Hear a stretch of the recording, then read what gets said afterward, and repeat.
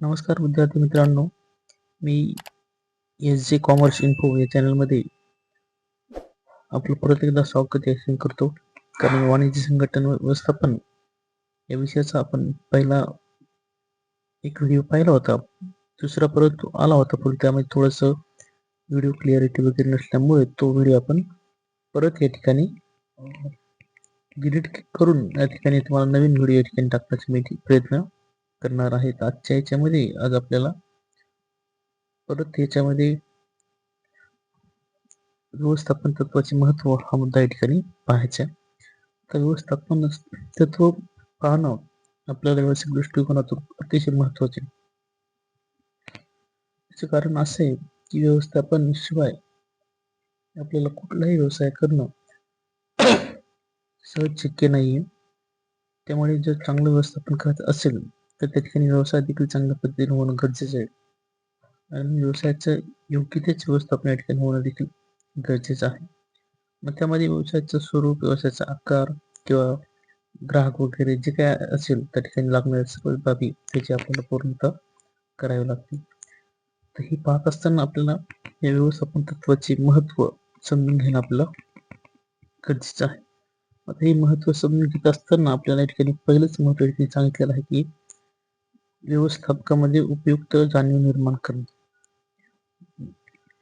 आता हिचं व्यवस्थापनाच्या तत्वाचं पहिलं महत्व जे आहे व्यवस्थापकामध्ये उपयुक्त जाणीव निर्माण करणे. आता जाणीव निर्माण करणे म्हणजे काय की ज्यावेळेस व्यवसायामध्ये नेमकी कोणती परिस्थिती कधी येईल हे आपल्याला व्यवसायामध्ये सांगता येत नाही. म्हणजे येणाऱ्या प्रत्येक परिस्थितीचा सामना आपल्या ठिकाणी करावा लागतो. त्यामुळे त्या समस्येचं निराकरण होणं आणि व्यवसायाची नेमकी परिस्थिती कशी आहे त्या परिस्थितीचा देखील आपल्या ठिकाणी अनुभव येणं गरजेचं आहे. त्यामुळे योग्य साधनांचा वापर आपल्या व्यवसायामध्ये करणं गरजेचं आहे. त्यानंतर तुम्हाला दुसरा मुद्दा या ठिकाणी सांगितला आहे ते म्हणजे संसाधनांचा प्रभावी वापर. तर संसाधनांचा प्रभावी वापर करण्यास मदत म्हणजे काय आहे की आपल्या व्यवसायामध्ये व्यवसाय करत असताना जेवढे काही संसाधने आहेत, मग संसाधने म्हणलं की व्यवसाय म्हटलं की व्यवसाय ठिकाणी काय काय येतं, त्या ठिकाणी असणारी यंत्रसामुग्री, साहित्य, पैसा, मनुष्यबळ, कर्मचारी, कामगार या प्रत्येक गोष्टीचा वापर करत असताना आपल्याला योग्य तो कसा वापर करायला पाहिजे तर ही देखील माहिती आपल्याला या व्यवस्थापन तत्वाच्या महत्वाच्या आधारे आपल्या ठिकाणी सांगता येऊ शकते. त्यानंतर आपल्याला पुढचं या ठिकाणी तत्व या ठिकाणी महत्व या ठिकाणी सांगितलं आहे म्हणजे शास्त्रीय निर्णय. आता शास्त्रीय निर्णय म्हणजे काय असतं की आपल्याला एखादं कार्य करायचं असेल पण ते कार्य करत असताना आपल्याला त्याची पूर्ण माहिती अगोदर या ठिकाणी माहिती असणं गरजेचं आहे. म्हणजेच एखादं कार्य करायचं असेल तर ते कार्य कशा पद्धतीने करायचं त्याची अचूक माहिती आपल्याकडे या ठिकाणी असणं गरजेचं आहे. किंवा त्या ठिकाणी एखाद्या परिस्थितीत आपल्याला विश्लेषण करावं लागतं म्हणजे परिस्थिती कशी आहे किंवा ती परिस्थिती कशा पद्धतीने आपल्याला कधी हँडल करायची आहे. त्या परिस्थितीच्या आधारे आपल्याला आपल्या व्यवसायासाठी योग्य ते निर्णय या ठिकाणी कसे घ्यायचे याची देखील पूर्ण माहिती आपल्याला आपल्या व्यवसायामध्ये देखील पूर्ण करावी लागते.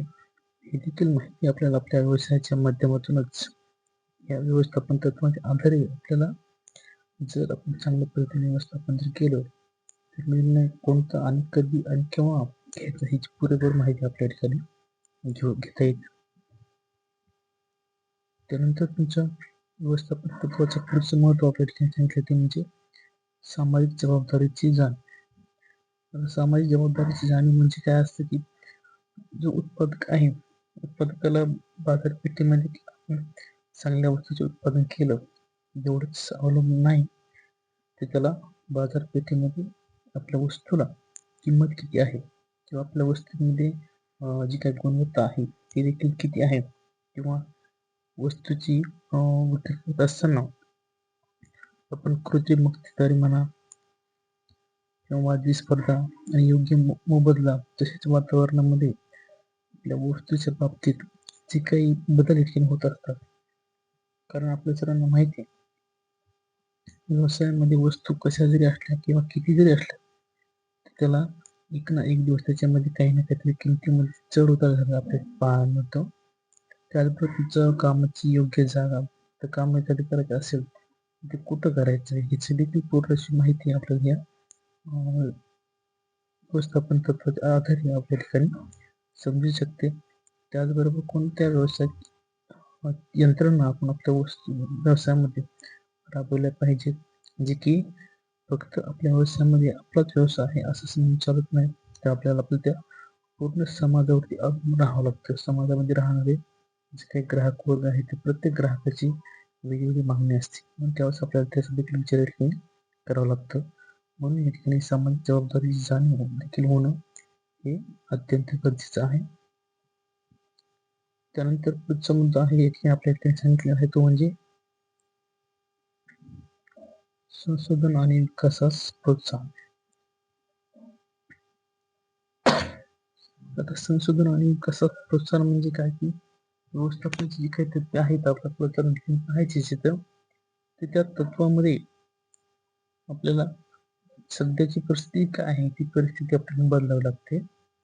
म्हणजे जे बदलता काळ आहे जसं की आपण पूर्वीच्या काळी पाहिलं 2G 3G 4G आता सध्या 5G जास्त चालतं. तसं व्यवसायामध्ये आपलं काय करतो काही ना काहीतरी बदल जो अपेक्षित आहे तो देखील बदल आपण आपल्या व्यवसायामध्ये करणं गरजेचं आहे. म्हणजे नवीन जे काही आपल्या ठिकाणी बदल करणं आवश्यक आहे. काळाच्या नुसार काळ जसं बदलेल तसं आपल्याला काळानुसार देखील बदलावं लागतं. हा देखील संशोधनाचा विकास होताना आपल्या ठिकाणी पाहायला मिळू शकतो. त्यानंतर याचं पुढचं महत्व आपल्या ठिकाणी सांगितले म्हणजे समन्वय आणि नियंत्रणास मदत. आता समन्वय आणि नियंत्रणास मदत म्हणजे काय? जसे की आपल्याला माहिती आहे व्यवसायामध्ये कर्मचारी, कामगार, मालक ही जी काही साखळी आहे, ही सर्व साखळी कशी एकमेकावरती अवलंबून आहेत.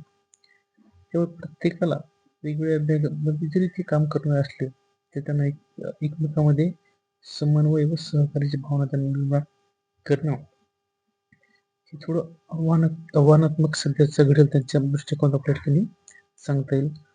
कारण कसं असतं की सध्याच्या घडीला हे चित्र आपल्याला पाहणं थोडं कठीण दिसतं. कारण समन्वय साधत असताना कर्मचारी असेल, कामगार असेल, मालक असेल यांच्यामधले जे काही भेदभाव आहे हे कुठे ना कुठेतरी आपल्याला आपल्या व्यवसायामध्ये नक्कीच नुकसान करणार असतं. म्हणून जर ते एकत्र ठेवायचं असेल किंवा ते व्यवस्थापन चांगल्या पद्धतीने आपण केलं तर आपल्याला त्याचाही फायदा आपल्या व्यवसायासाठी चांगला होऊ शकतो. म्हणून या ठिकाणी आपल्याला आपल्या व्यवसायामध्ये कर्मचारी असतील, कामगार असेल यांच्यामध्ये आपल्याला योग्य ते समन्वय ठेवून साधायचा असेल तर त्यासाठी आपल्याला व्यवस्थापनाची तत्त्वे मात्र पूर्णपणे पाहावी लागतात. त्यानंतर याच्यामधला सगळ्यात शेवटचं जे महत्व आपल्या ठिकाणी सांगता येईल ते म्हणजे वस्तुनिष्ठ भूमिका घेण्यास मदत. आता वस्तुनिष्ठ भूमिका म्हणजे काय की एखादा व्यवसाय नवीन असतो आपल्या सर्वांना माहिती आहे. मग त्याला जर व्यवसाय करायचा असेल तर तो विचार काय करतो की आपण व्यवसाय करायचा पण नेमकं कोणता करायचा? त्या व्यवसायाच्या देखील त्याला संधी ओळखता आल्या पाहिजे. ही संधी देखील तुम्हाला कधी ओळखता येईल ज्यावेळेस तुम्ही त्या व्यवसायाचं चांगल्या पद्धतीने व्यवस्थापन वगैरे केलेलं असेल तर त्यावेळेस तुम्हाला योग्य त्या संधी ओळखता येतील. म्हणजे आपण म्हणतो बऱ्याच वेळेस की आपल्याकडे जी संधी आली त्या संधीचं आपण सोनं केलं पाहिजे. त्या पद्धतीची माहिती आपल्याला या ठिकाणी वस्तुनिष्ठ स्वरूपामध्ये कशा पद्धतीने आपल्याला भूमिका पार पाडायची हे आपल्याला या व्यवस्थापन महत्वाच्या आधारे आपल्याला सांगता येऊ शकते. तर अशा रीतीने तुम्हाला व्यवस्थापन तत्वाचे महत्व या ठिकाणी आपल्याला सांगता येतील. तर यानंतर आपल्याला पुढच्या व्हिडिओमध्येच पाहायचे ते म्हणजे व्यवस्थापनाचे सिद्धांत. आता याचे व्यवस्थापनाचे सिद्धांत आपल्याला दिलेले आहेत. हे अतिशय महत्वाचे आहेत किंवा परीक्षेमध्ये याच्यावरती हमखास प्रश्न तुम्हाला विचारला देखील जातोच. कारण काय आहे की व्यवस्थापनाचे सिद्धांत वेगवेगळ्या लेखकांनी आपल्या पुस्तकामध्ये या ठिकाणी मांडण्याचा प्रयत्न केलेला आहे. परंतु त्यापैकी आपल्या अभ्यासक्रमामध्ये साधारणतः विचार जर केला तर हेनरी फेयोल आणि फ्रेडरिक विन्सलॉ टेलर या दोघांच्या सिद्धांताला जास्त महत्व दिलेलं आहे. म्हणजे ह्यांच्या दोघांची जी तत्त्वे व्यवस्थापनाने सांगितलेली आहेत त्यांनी, तर तीच तत्त्वे आपल्याला आपल्या अभ्यासक्रमामध्ये या ठिकाणी तुम्हाला दिलेली आहेत. मग ते पाहत असताना आपल्याला ठिकाणी काय सांगितलेलं की सिद्धांत आपल्याला पाहायचे आहेत. वेगवेगळ्या लेखकांनी वेगवेगळे महत्व या ठिकाणी मांडण्याचा प्रयत्न केलेला आहे. हे जे सिद्धांत आपल्याला पाहायचे ते पाहण्यामागचे नेमकं कारण काय असतं? तर समाजामध्ये आपण पाहतो की बरेचसे लोक या ठिकाणी काम करत असतात. त्या ठिकाणी काम करत असताना ती जी व्यावसायिक संस्था असते त्यांना अनेक समस्यांना सामोरे जावं लागतं. मग त्या समस्या कोणकोणत्या येतात? साधारणतः त्याचा जर आपण विचार जर केला तर या ठिकाणी आपल्याला सांगता येईल की अधिकाराचे केंद्रीकरण, ताणतणाव, प्रेरणाचा अभाव, पर्यावरणाच्या समस्या, वर्तणुकीच्या समस्या आणि आरोग्याच्या समस्या, त्याचबरोबर व्यक्तिगत व काम यांच्यातील संतुलन. म्हणजे आता ह्या जे काही समस्या आहेत ह्या एकाच व्यवसायाच्या प्रत्येक व्यवसाय ठिकाणी आपल्याला समस्या ठिकाणी पाहायला मिळू शकतात. म्हणजे कसं असतं की आता अधिकाराचे केंद्रीकरण, तर ज्या ठिकाणी एकच मालक असतो तर तो एकच अधिकारी सांगू शकतो, पण एकच तो काम या ठिकाणी सांगू शकतो. पण काही काही ठिकाणी कसं असतं की जे कर्मचारी असतील, कामगार असतील, यांना सांगणारे अनेक व्यक्ती असतात. त्यामुळे ते जे कामगार आहेत ते त्यांच्यामध्ये तणाव निर्माण होतो की आपण काम ऐकायचं नेमकं कोणाचं ऐकायचं. एखादा कर्मचारी मालक येतो तो म्हणतो असं करा, दुसरा मालक येतो तो म्हणतो असं करा, तिसरा येतो तो म्हणतो असं कशाला केलं. म्हणजे हे मुळे काय होतं की अधिकाराचे केंद्रीकरण त्या कामगारांना कळत नाही की आपण ऐकायचं नेमकं कोणाचं ऐकायचं. तर हे देखील आपल्याला याच्यामध्ये ठिकाणी अडचण निर्माण करू शकतं. त्यामुळे काय होतं कर्मचारी कामगार जे आहेत यांच्यामध्ये ताणतणाव निर्माण होतो आणि ताणतणाव असा असतो की परिस्थिती अभावी ते काम देखील काही कर्मचारी किंवा कामगार यांच्यामध्ये सोडण्याची स्थिती आपल्या ठिकाणी पाहायला मिळू शकते की त्यामुळे त्यांच्यामध्ये प्रेरणेचा अभाव देखील जाणवतो आपल्याला. तर प्रेरणेचा अभाव म्हणजे कसं असतं की एखाद्या व्यक्तीचं आपल्या सर्वांना माहिती आहे की प्रत्येक व्यक्ती जो काही कार्य करत असतो ते कार्य करत असताना कुठं ना कुठं थोडीफार त्याची चूक होऊ शकते. ही चूक त्याला सुधारण्यासाठी त्याला आपण संधी दिली पाहिजे. एखाद्या व्यक्ती जर चुकत असेल तर त्याला आपण सांगितलं पाहिजे की तू अशी गोष्ट नाही केली तर तू या पद्धतीनं काहीतरी त्याला प्रोत्साहन देणे किंवा एखादी चूक झाली तर ती चूक परत होऊ नये यासाठी थोडंफार त्याला आपण जर त्याला प्रेरणा दिली तर पुढे चालून तो काहीतरी चांगल्या पद्धतीने काम कार्य करू शकतो किंवा आपल्या व्यवसायामध्ये चूकही होऊ देणार नाही याची पूर्ण तो काळजी घेऊ शकतो. जसं आपण पाहतो की एखाद्या व्यक्तीकडून काम चुकलं त्याला रागवण्यापेक्षा त्याला गोडीचं प्रेमानं जर आपण बोललो तर तो काम पुढचं चांगल्या पद्धतीने करू शकतो आणि पुढे चूक होणार नाही याची तो जास्त पद्धतीने काळजी घेऊ शकतो. त्यांच्या पर्यावरणाच्या समस्या, आता पर्यावरणाच्या समस्यामध्ये काय आहे की आपल्याला माहिती की समाजामध्ये वावरणारे जेवढे काही लोक किंवा ग्राहक वर्ग आहे, कोणता ग्राहक कसा आहे, कोणाची मागणी काय आहे, ही प्रत्येकाला व्यावसायिक संस्था विचारू शकत नाही. परंतु ते काय करू शकते, प्रत्येकाला न विचारता समाजामध्ये एकाच व्यक्तीचा विचार न करता समाजामध्ये जेवढे व्यक्ती आहेत प्रत्येकाचा थोडा थोडा विचार जर केला तर ते देखील आपल्याला या व्यवस्थापन तत्वाच्या आधारे आपल्याला सांगता येऊ शकतो. त्यानंतर तुमच्या वर्तणुकीच्या समस्या, आता वर्तणुकीच्या समस्या म्हणजे कसं असतं की आपलं बोलणं, चालरीती, काम करण्याची पद्धत, लोकांना आदर देणं, ह्या जे काही समस्या आहेत हे पण व्यवस्थापनावरती बऱ्याच प्रमाणात या ठिकाणी परिणाम करणारं ठरतं. मग तेही चांगल्या पद्धतीनं, कारण आपल्याला माहिती आहे व्यवसाय करायचा, कारण ग्राहक आज कॉम्पिटिशन एवढं आहे की ग्राहक वर्ग एका ठिकाणी तुम्हाला चांगली वागणूक नाही मिळाली तर दुसऱ्या दुकानावर देखील जाऊ शकतो.